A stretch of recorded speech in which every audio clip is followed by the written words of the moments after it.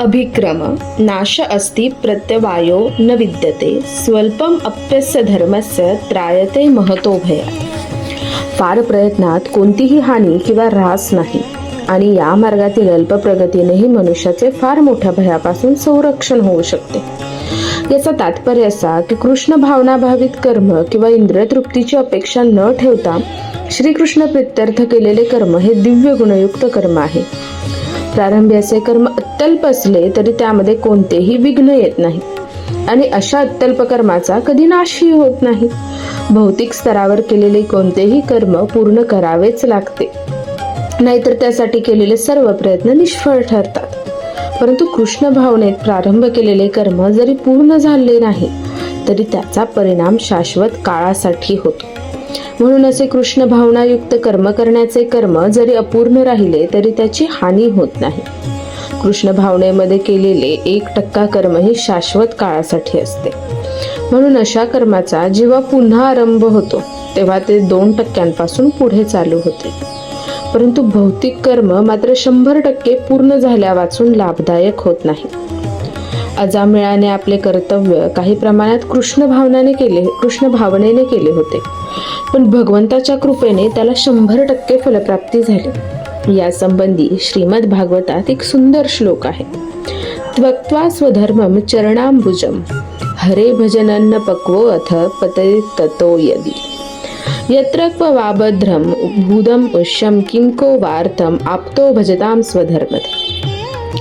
जर मनुष्याने आपले नियत कर्मे त्यागून कृष्ण भावनेमध्ये कर्म केले आणि अशा कर्माची पूर्तता न झाल्यामुळे तो पतित झाला तर यामध्ये त्याची काय हानी होणार आहे? आणि ज्याने आपली भौतिक कर्मे पूर्ण केली आहेत त्याचा त्याला काय लाभ होणार आहे? किंवा ख्रिश्चन म्हणतात त्याप्रमाणे मनुष्याला संपूर्ण जगाची प्राप्ती होऊनही शाश्वत आत्माच गमवावा लागला तर त्याला काय लाभ होणार आहे? भौतिक कर्मे आणि त्यांपासून होणारी फलप्राप्ती याचा शरीरासोबतच अंत होतो। परंतु कृष्ण भावनेने केलेले कर्म मनुष्याला शरीराच्या नाशानंतरही कृष्ण भावनेकडेच घेऊन जाते। निदान पुढील जन्म मनुष्य योनीतच प्राप्त होण्याची तरी निश्चित संधी त्याला असते। असा जन्म त्याला महान सुसंस्कृत ब्राह्मणाच्या घरी किंवा एखाद्या श्रीमंत वैभवशाली कुटुंबात मिळतो, ज्यामुळे त्याला कृष्ण भावनेत पुन्हा उन्नत होण्याची संधी मिळते। कृष्ण भावनेत केलेल्या कर्माचा हाच अप्रतिम गुण आहे। व्यवसायात्मिका बुद्धी एका इह पुरुनंदन बहुशाखा ह्यनंताश्च बुद्धयो अव्यवसायिना। या मार्गावर असणाऱ्यांची बुद्धी दृढनिश्चयी असते आणि त्यांचे ध्येयही एक असते। हे प्रिय कुरुनंदन, जे डळमळीत वृत्तीचे असतात त्यांच्या बुद्धीला अनेक फाटे फुटलेले असतात। तात्पर्य, कृष्ण भावनेद्वारे एखाद्याची जीवनाच्या परमोच्च सिद्धीप्रत उन्नती होऊ शकते या विश्वासालाच व्यवसायात्मक बुद्धी म्हटलं जातं। चैतन्य चरितामृतात सांगितले आहे की श्रद्धा शब्दे विश्वास कहे सदृढ निश्चय कृष्णे भक्ती कैले सर्व कर्म कृतहय। श्रद्धा म्हणजे उदात्त गोष्टीवर दृढ विश्वास होय। जेव्हा मनुष्य कृष्ण भावनाभावित कर्म करू लागतो तेव्हा भौतिक जगाशी संबंधित असणाऱ्या वंश परंपरा, मानवता किंवा राष्ट्रीयता इत्यादींच्या प्रती त्याने कोणतेही कर्तव्य करण्याची आवश्यकता नाही। गतकाळात केलेल्या शुभ अथवा अशुभ कार्यांमुळे तो सकाम कर्मांमध्ये मग्न होतो। जेव्हा त्याच्यामध्ये कृष्ण भावना जागृत होते तेव्हा त्याला आपल्या कार्यामध्ये चांगले फळ मिळवण्यासाठी प्रयत्न करण्याची आवश्यकता नाही। कृष्ण भावनेत स्थित झालेल्या व्यक्तीच्या सर्व क्रिया परमपूर्ण असतात, कारण कृष्ण भावना भावित कर्म हे चांगले आणि वाईट या द्वंद्वाच्या पलीकडे असते। जीवनाविषयीच्या भौतिक संकल्पनेचा त्याग म्हणजेच कृष्ण भावनेचे परमोच्च परिपूर्णत्व होय। कृष्ण भावनेतील प्रगतीमुळे या स्थितीची आपोआप प्राप्ती होते। कृष्ण भावना भावित मनुष्याचा दृढ संकल्प हा ज्ञानावर आधारित असतो। वासुदेव सर्वमिती स महात्मा सुदुर्लभ। कृष्ण भावना भावित भक्त दुर्मिळ महात्मा असतो, कारण वासुदेव किंवा श्रीकृष्ण हे अस्तित्वातील सर्व गोष्टींचे मूळ आहेत हे तो सर्वार्थाने जाणतो।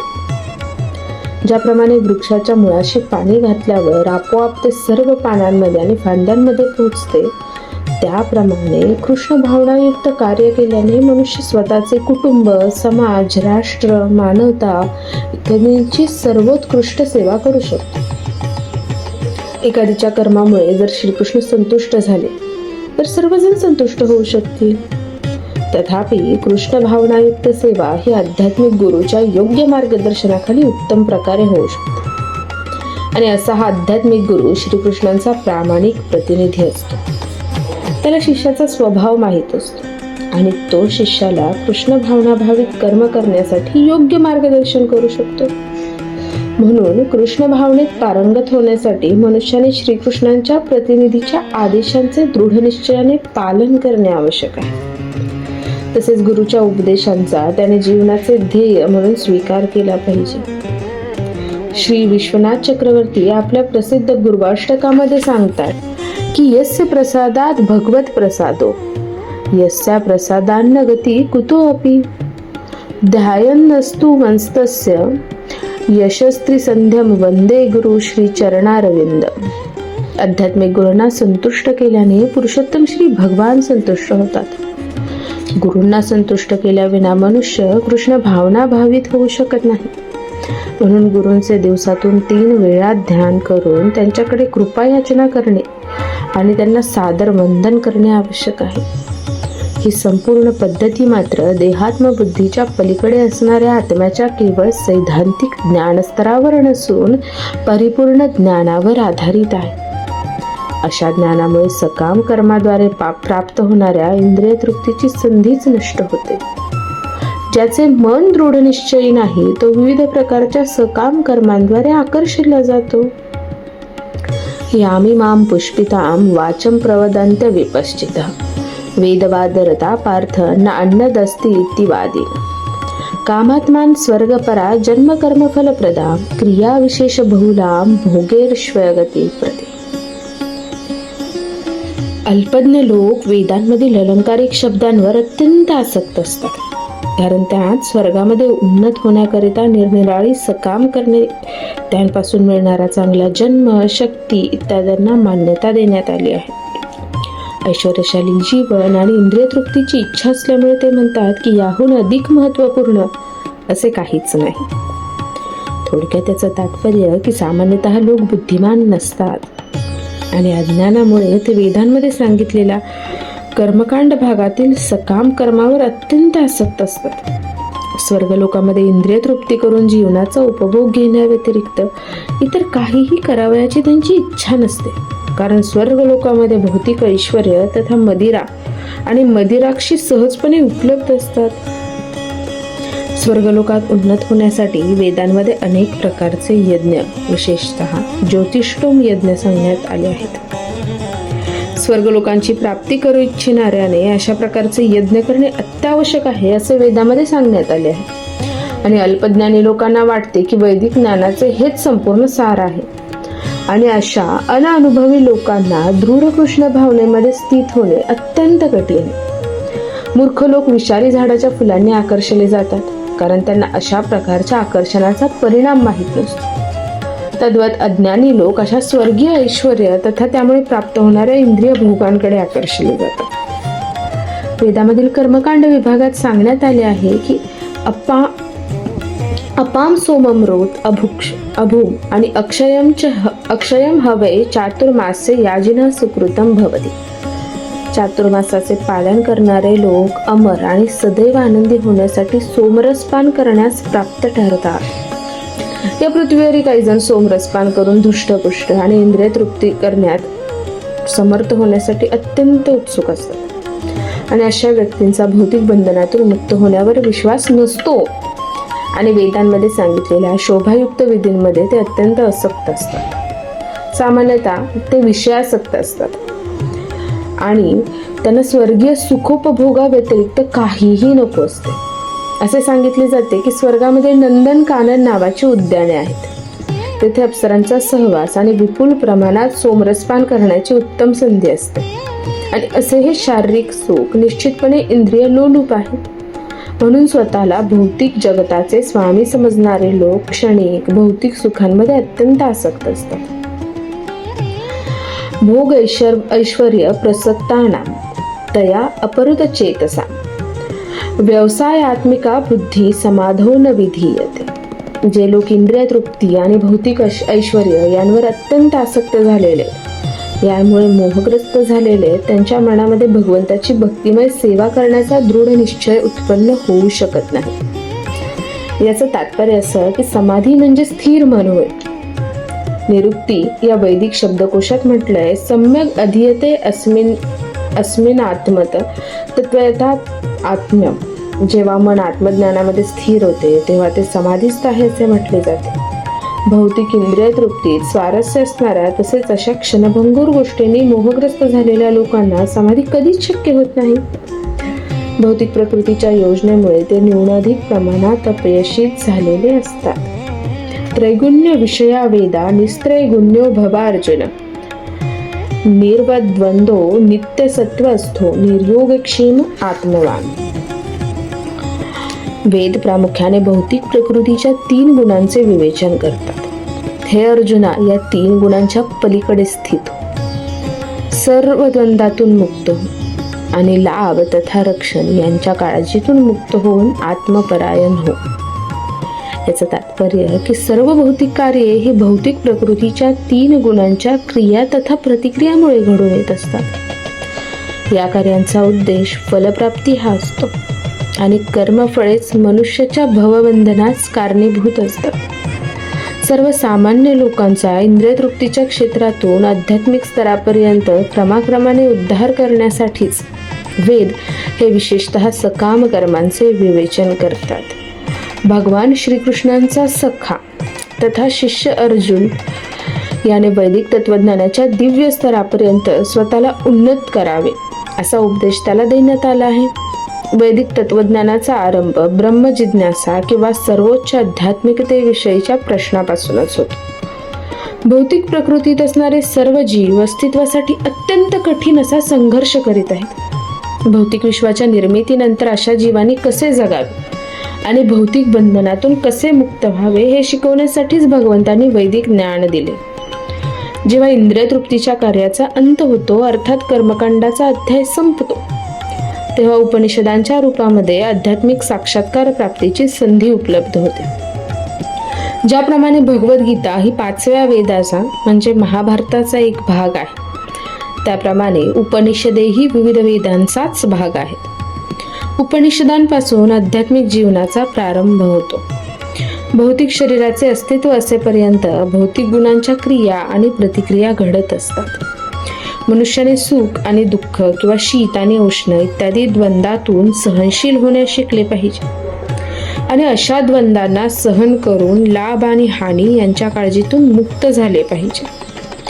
मनुष्य पूर्णतः श्रीकृष्णांच्या इच्छेवर अवलंबून राहून पूर्णपणे कृष्ण भावना भावित होतो, तेव्हा तो या दिव्य आध्यात्मिक स्तराची प्राप्ती करतो. यावान अर्थ उदप्पाने सर्वतः समप्लुतोदके तावान सर्वेषु वेदेषु ब्राह्मणस्य विजानत. लहान विहिरीद्वारे होऊ शकणारी सर्व कार्ये मोठ्या जलाशयाकडून त्वरित होऊ शकतात. त्याचप्रमाणे ज्या ज्ञानी मनुष्याला वेदांमागचा हेतू माहीत आहे, त्याला वेदाशी संबंधित असलेली सर्व कार्ये सहजपणे प्राप्त होतात. याचं तात्पर्य की वैदिक वाङ्मयाच्या कर्मकांड विभागामध्ये वर्णित धार्मिक विधी आणि यज्ञांचा उद्देश मनुष्याला आत्मसाक्षात्कारामध्ये यथावकाश प्रगती करण्यासाठी प्रोत्साहित करणे हा आहे. भगवद्गीतेमधील 15व्या अध्यायात आत्मसाक्षात्काराचे प्रयोजन स्पष्टपणे सांगण्यात आलेले आहे. वेदाध्ययनाचे प्रयोजन हे सर्व गोष्टींचे आदिकारण भगवान श्रीकृष्ण यांना जाणणे आहे. म्हणून श्रीकृष्ण आणि त्यांच्याशी असणारा शाश्वत संबंध म्हणजेच आत्मसाक्षात्कार. जीवांचा श्रीकृष्णांशी असणाऱ्या संबंधाचा उल्लेखही भगवद्गीतेमध्ये करण्यात आला आहे. जीव हे श्रीकृष्णांचे अंश आहेत, म्हणून जीवाने कृष्ण भावनेचे पुनरुज्जीवन करणे ही वैदिक ज्ञानाची परमोच्च पूर्ण अवस्था आहे आणि याची श्रीमद भागवतात पुढील प्रमाणे पुष्टी करण्यात आली आहे. अहोबत श्वपचोवतो गर्यान यज्जिभाग्राहे वर्तते नाम तुभ्यम ते पुपप्स ते पुस्तपस्ते जुहुवुहु सस्नुरार्या ब्रह्मानुचूर्णाम गुणंती येते. हे भगवान, तुमच्या पवित्र नामाचे स्मरण करणारा मनुष्य जरी चांडाळासारखा नीच कुळात जन्माला असला तरी तो आत्मसाक्षात्काराच्या सर्वोच्च अवस्थेत स्थिर आहे. अशा मनुष्याने वैदिक विधींनुसार सर्व प्रकारचे यज्ञानी तप केले असले पाहिजे आणि सर्व तीर्थस्थळांमध्ये अनेक वेळा स्नान करून वेदांचे अध्ययनही केले असले पाहिजे. आणि असा मनुष्य आर्यवंशांमध्ये सर्वोत्तम समजला जातो. यास्तव मनुष्याने केवळ कर्मकांडावर आसक्त न राहता वेदांचे प्रयोजन जाणण्या इतपत बुद्धिमान असणे आवश्यक आहे. तसेच त्याने उत्तमोत्तम इंद्रिय तृप्तीसाठी स्वर्गलोकाप्रत उन्नत होण्याची इच्छाही धरू नये. सर्वसामान्य मनुष्याला या युगामध्ये वैदिक कर्मकांडातील सर्व विधिविधानांचे पालन करणे शक्य नाही. तसेच संपूर्ण वेदांत आणि उपनिषदांचे अध्ययन करणेही त्याला शक्य नाही. वैदिक विधिविधानांचे प्रत्यक्ष पालन करण्यासाठी पुष्कळ शक्ती, काळ, ज्ञान आणि साधन सामग्रीची आवश्यकता असते. या युगात हे क्वचित शक्य. तरी सुद्धा पतित जीवांचे उद्धारक श्री चैतन्य महाप्रभू यांनी सांगितल्याप्रमाणे भगवंताच्या पवित्र नामाचे स्मरण केल्यास वैदिक संस्कृतीचा मूळ उद्देश योग्य रीतीने साध्य होतो. महान वैदिक पंडित प्रकाशानंद सरस्वतींनी जेव्हा श्री चैतन्य महाप्रभूंना विचारले, तुम्ही वेदाध्ययन न करता एखाद्या भावुक व्यक्तीप्रमाणे भगवंताच्या पवित्र नामाचे कीर्तन का करता, तेव्हा श्री चैतन्य महाप्रभू उत्तरले, माझ्या आध्यात्मिक गुरूंना मी महामूर्ख आहे असे आढळल्याने त्यांनी मला श्रीकृष्णांच्या पवित्र नामाचे कीर्तन करण्यास सांगितले आहे. या आदेशाचे पालन केल्यामुळे चैतन्य महाप्रभू भावविभोर झाले. या कलियुगात अधिकतर लोक मूर्ख आहेत आणि वेदांत तत्वज्ञान जाणण्या इतपत शिकलेलेही नाही. परंतु भगवंताच्या पवित्र नामाच्या अपराधरहित कीर्तनाने वेदांत तत्वज्ञानाचे ध्येय उत्तम प्रकारे साध्य होते. वेदांत हा वैदिक ज्ञानातील शेवटचा टप्पा आहे.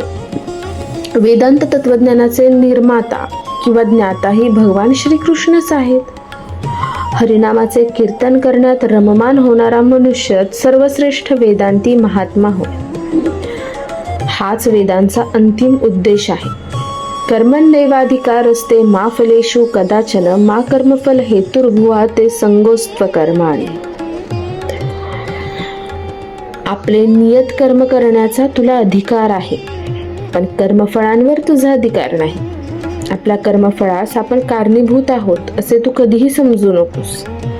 तसेच आपले कर्तव्य न करण्यामध्येही तू आसक्त होऊ नकोस. तात्पर्य, या ठिकाणी कर्म, विकर्म आणि अकर्म या 3 गोष्टी विचारणीय आहेत. प्राप्त प्राकृतिक गुणानुसार केलेले कार्य म्हणजे नियत कर्म होय. विकर्म म्हणजे शस्त्रांविरुद्ध केलेले कर्म होय. आणि अकर्म म्हणजे स्वतःचे कर्म न करणे होय.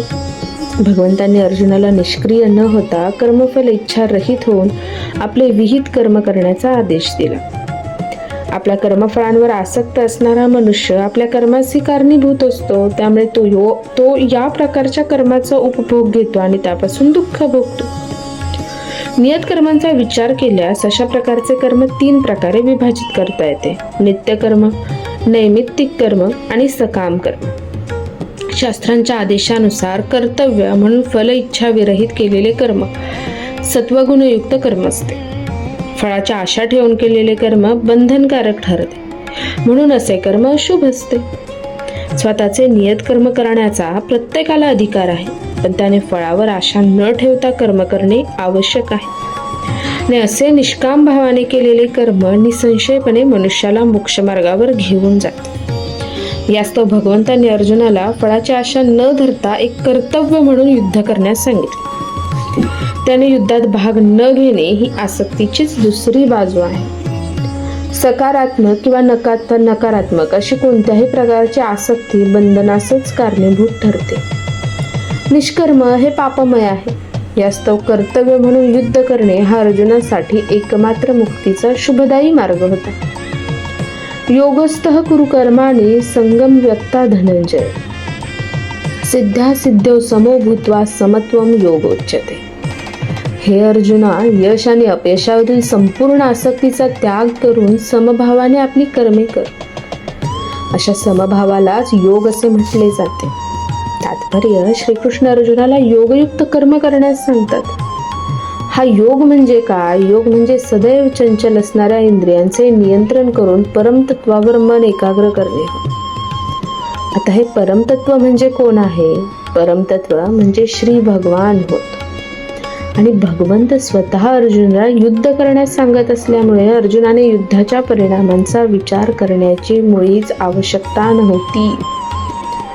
लाभ अथवा जय हा श्रीकृष्णांचा प्रश्न आहे. श्रीकृष्णांच्या आदेशानुसार अर्जुनाने कार्य करण्याचा उपदेश त्याला देण्यात आला होता. श्रीकृष्णांच्या आज्ञेचे पालन करणे हाच वास्तविक योग आहे आणि याचेच पालन कृष्ण भावनामृत पद्धतीमध्ये केले जाते.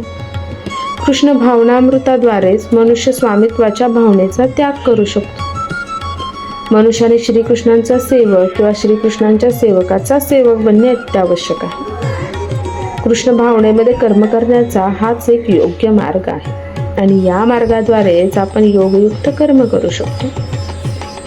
अर्जुन क्षत्रिय आहे आणि म्हणून तो वर्णाश्रम धर्म संस्थेत सहभागी होत आहे. विष्णू पुराणामध्ये सांगण्यात आले आहे की वर्णाश्रम धर्म पद्धतीचा संपूर्ण उद्देश श्री विष्णूंना संतुष्ट करणे हा आहे. भौतिक जगातील नियमांप्रमाणे प्रत्येक जण स्वतःच्या तृप्त होण्याचा विचार किंवा प्रयत्न करीत असतो, परंतु वास्तविकपणे मनुष्याने स्वतःची संतुष्टी न करता श्रीकृष्णांना संतुष्ट केले पाहिजे. म्हणून जोपर्यंत मनुष्य श्रीकृष्णांना संतुष्ट करीत नाही तोपर्यंत तो वर्णाश्रम धर्माच्या तत्वांचे पालन योग्य रीतीने करू शकत नाही. अप्रत्यक्षपणे श्रीकृष्णांनी सांगितल्याप्रमाणे कार्य करण्याचा उपदेश हा अर्जुनाला देण्यात आलेला आहे. दूरेण यवरम कर्म बुद्धी योगात धनंजय बुद्धो शरणम अन्विच्छ कृपणः फलहेत. हे धनंजया, भक्तिमय सेवेद्वारे सर्व निंदकर्मांना दूर सार आणि त्या भावनेमध्येच भगवंतांना शरण जा.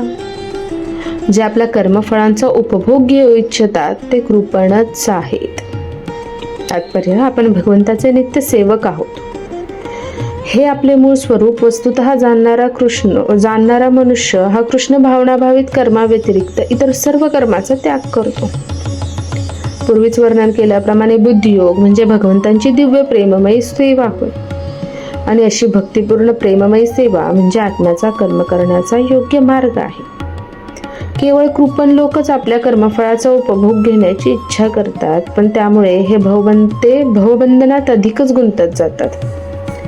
कृष्ण भावनेमध्ये केलेल्या कर्माव्यतिरिक्त इतर सर्व कर्मे ही निंद्य कर्मेच आहेत, कारण अशा कर्मांमुळे मनुष्य पुन्हा पुन्हा जन्ममृत्यूच्या चक्राला बांधला जातो. म्हणून मनुष्याने स्वतः कर्मांचे कारण बनण्याची कधीच इच्छा करू नये. सर्व काही कृष्ण भावनेमध्ये म्हणजेच श्रीकृष्णांच्या संतुष्टीसाठी केले पाहिजे. कृपण व्यक्तीला सुदैवाने किंवा कठीण परिश्रमाने प्राप्त केलेल्या संपत्तीचा योग्य उपयोग कसा करावा याचे ज्ञान नसते. मनुष्याने आपली संपूर्ण शक्ती ही कृष्ण भावनाभावित कर्म करण्यात व्यय केली पाहिजे आणि त्यामुळेच त्याला आपले जीवन यशस्वी करता येईल. कृपण व्यक्तीप्रमाणेच दुर्दैवी लोक ही आपल्या मानवी शक्तीचा भगवत सेवेमध्ये उपयोग करीत नाही. बुद्धियुक्तो जहातिहे उभे सुकृत दुष्कृते तस्माद योगात युजुस्सुभा योगः कर्मसु कौशलम. भक्तिपूर्ण सेवा करणारा मनुष्य या जन्मात सुद्धा चांगल्या आणि वाईट कर्मांपासून मुक्त होतो. म्हणून तू योगयुक्त होण्याचा प्रयत्न कर, कारण योग हेच सर्व कर्मातील कौशल्य आहे. याचं तात्पर्य असा की अतिप्राचीन काळापासून प्रत्येक जीवात्म्याने आपल्या चांगल्या आणि वाईट कर्मांच्या विविध फळांचा संचय केला आहे. म्हणूनच तो आपल्या मूळ वैधानिक स्वरूप स्थितीपासून सतत अनभिज्ञ राहिला आहे. मनुष्याचे अज्ञान भगवद्गीतेतील उपदेशांद्वारे दूर होऊ शकते. भगवद्गीता मनुष्याला सर्व परिस्थितीत भगवान श्रीकृष्णांना शरण जाण्यास आणि जन्मजन्मांतरापासून संचित झालेल्या क्रिया आणि प्रतिक्रियांच्या चक्रात बळी पडण्यापासून वाचवण्यास शिकवते. म्हणून अर्जुनाला कृष्ण भावनेमध्ये कर्म करण्याचा उपदेश देण्यात आला आहे, कारण कृष्ण भावना हीच शुद्धीकरणाची प्रक्रिया आहे. कर्मजं बुद्धियुक्ता हि फलं त्यक्त्वा मनीषिण जन्मबंध विनिर्मुक्ता पद्मं गच्छन्ते अनामयम्. ज्याप्रमाणे महान ऋषीमुनी अथवा भक्तगण भगवंताच्या भक्तिमय सेवेमध्ये संलग्न होऊन भौतिक जगातील कर्मफळांपासून मुक्त होतात, त्यानंतर ते जन्ममृत्यूच्या चक्रातून मुक्त होऊन सर्व दुःखांच्या पलीकडील स्थानाची म्हणजेच भगवत धामाची प्राप्ती करतात. थोडक्यात याचं तात्पर्य की मुक्त जीव भौतिक क्लेश नसलेल्या ठिकाणी वास करतात. श्रीमद भागवत सांगते की समाश्रिता ये पदपल्लव प्लवम महत्पदम पुण्ययशो मुरारे भावंबुधीर वत्सपदम परम पदम पदम पदम यद विपदाम न तेषां. भगवंत व्यक्त सृष्टीचा आश्रय आहे आणि मुकुंद अर्थात मुक्तिदाता म्हणून प्रसिद्ध आहेत. त्यांच्या चरण कमलरूपी नावेचा ज्याने आश्रय ग्रहण केला आहे त्याला या भवसागर वासराच्या खुराच्या ठशात मावणाऱ्या पाण्यासमान वाटतो. पदोपदी संकटांनी भरलेले स्थान प्राप्त करणे हे त्याचे ध्येय नसून परम अर्थात भौतिक क्लेशविरहित स्थान किंवा वैकुंठ प्राप्त करणे हेच त्याचे ध्येय असते. अज्ञानवश मनुष्य जाणत नाही की भौतिक जग हे पदोपदी संकटांनी भरलेले आणि अत्यंत क्लेशदायक आहे. केवळ अज्ञानामुळेच अल्पबुद्धी लोक सकाम कर्मे करून परिस्थितीशी जुळवून घेण्याचा प्रयत्न करतात, कारण त्यांपासून प्राप्त होणाऱ्या फळांमुळे आपण सुखी होऊ असे त्यांना वाटते. विश्वामध्ये कुठेही आणि कोणत्याही प्रकारचे शरीर क्लेशविरहित जीवन देऊच शकत नाही हे त्यांना माहीत नसते. जन्म, मृत्यू, जरा आणि व्याधी ही जीवनाची दुःखे भौतिक जगतात सर्वत्र आढळतात, परंतु भगवंतांचा सनातन सेवक म्हणून स्वतःचे स्वरूप जाणून भगवंताचेही स्वरूप जाणणारा मनुष्य स्वतःला भगवंताच्या दिव्य प्रेममयी सेवेमध्ये संलग्न करतो. यामुळे स्वाभाविकतःच तो भौतिक क्लेशदायी जीवन आणि काळ तथा मृत्यू यांचा यंकिंचितही प्रभाव नसणाऱ्या वैकुंठ लोकात प्रवेश करण्यास प्राप्त होतो. स्वतःची मूळ स्वरूप स्थिती जाणणे म्हणजे भगवंतांचे दिव्य स्वरूपही जाणणे होय. आत्मा आणि भगवंत या दोहोंचे स्वरूप एक समान आहे आणि हे असं समजण्याची चूक करणारा मनुष्य अंधकारात असतो आणि यामुळेच तो भगवंताची भक्तिपूर्ण सेवा करू शकत नाही. तो स्वतःलाच भगवंत मानतो आणि या प्रकारे जन्ममृत्यूच्या चक्रात पडण्याचा मार्ग स्वतःच मोकळा करतो. तथापि भगवंतांची सेवा करणे ही आपली स्वरूप स्थिती आहे हे जाणणारा मनुष्य स्वतःला भगवंताच्या सेवेमध्ये संलग्न करतो आणि तात्काळ वैकुंठ लोकात प्रवेश करण्यास पात्र होतो. भगवंताची सेवा म्हणून केलेले कर्म म्हणजे कर्मयोग किंवा बुद्धियोग किंवा स्पष्ट शब्दात सांगायचे तर हीच भगवत भक्ती होय.